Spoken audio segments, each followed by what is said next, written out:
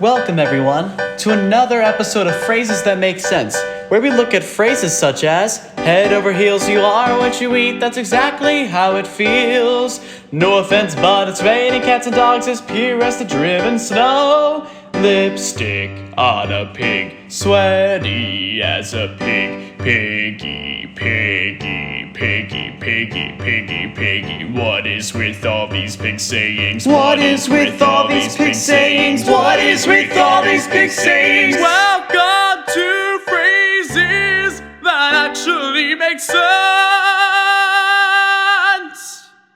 Let's start off today's episode with one of my personal favorites. It'll cost you an arm and a leg. A lot of people say this one doesn't make any sense, but I am here to defend it. So let's say you're trying to buy a fancy pair of new shoes, right? But they were way too out of your league, right? I mean, like, you're real broke, like me.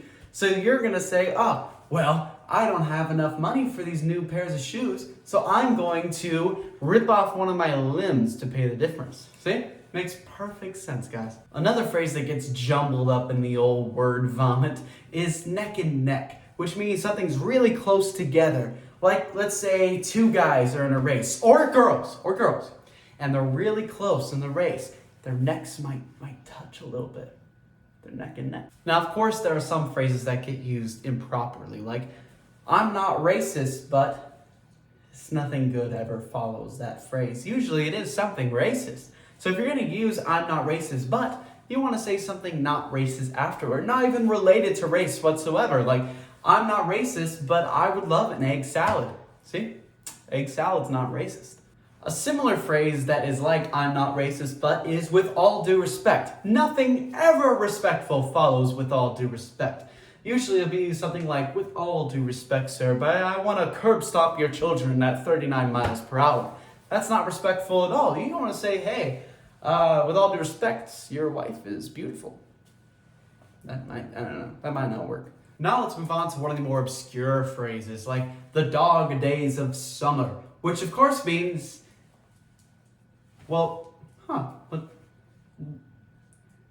it's like, I guess if it was summertime, you'd be as hot as a dog might be in the summer.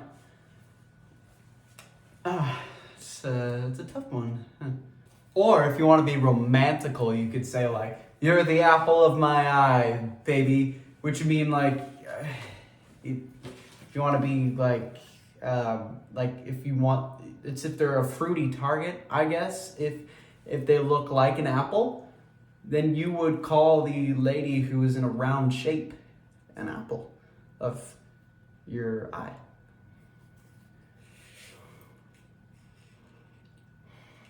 Okay, let's do a simpler phrase, like you can't have your own cake and eat it too. No, that doesn't make any sense. Of course you can have your own cake. It's your birthday. It's not gonna be everyone else eating your cake except for you. What kind of Jehovah stuff is that?